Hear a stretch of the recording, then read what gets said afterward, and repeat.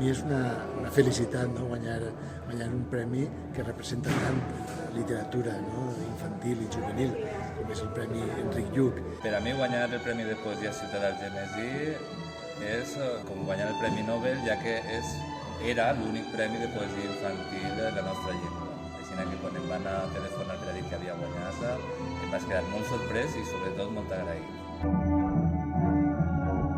Per a mi és un honor i un orgull, estic molt emocionat de formar part d'aquest acte.